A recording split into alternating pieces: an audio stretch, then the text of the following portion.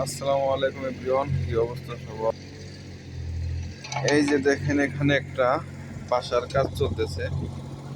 এই যে ডলনা দিয়ে ডলার কাজ চলতেছে, ঠিক আছে। এই যে পিস্তি, ঠিক আছে, আমাদের দেশে কিন্তু এরকম পিস্তি দিয়ে কাজ করে না, পিস্তি ডলনার কাজ করতেছে। যে এখানে একটা বিল্ডিং হবে, ঠিক আছে। এই যে পুরা মাটি এখানে একদম পুষ্কনি বানিয়ে নিছে। আর এটা হলো একটা রুম, একজন মানুষ এখানে বসবাস করে, যে এই বিল্ডিং এর দায়িত্বে আছে বর্তমানে। হ্যাঁ? লাগবে না, ঠিক আছে। ওই যে ওই লোকটা এই রুমে থাকে, ওই লোকটা এই রুমে থাকে। এই যে এখানে ওই লোকটা যে কাজ করতেছে, ওই যে বেলচা দিয়ে মাঝখানে মনে হয় টুসা আছে, উনি এই জায়গায় হলো থাকে, ওনার বসবাস এইটা।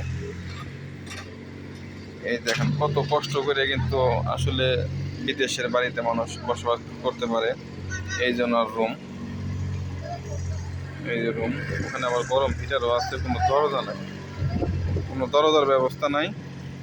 চারপাশে ইট দিছে, ব্লক বলে, চারপাশে ব্লক দিয়া উপরে ওই যে তক্তা দিয়া কাঠ দিয়া রুম বানাইছে, ঠিক আছে।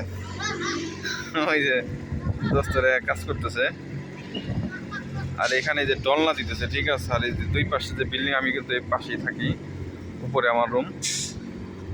পুরা বিল্ডিং পেছে কাবায় ফেলে দিয়েছে, মানে এতটা শক্তি, মানে এতটা, মানে কি তোমার বাসায় বস করা যায় না, ঠিক আছে। কাজ করতেছে পিচ্ছি, একদম বাচ্চা পোলাপান ডলনার কাজ করে।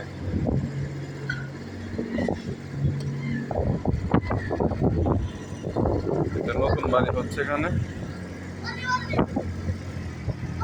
বুঝলে।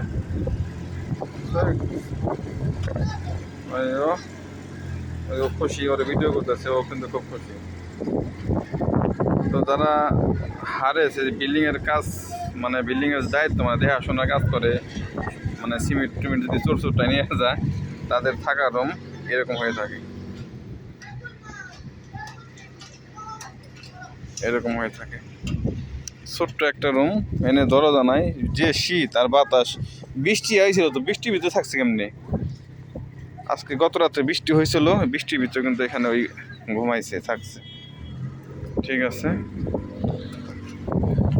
এই হলো পরিস্থিতি, কষ্ট করতেই হবে।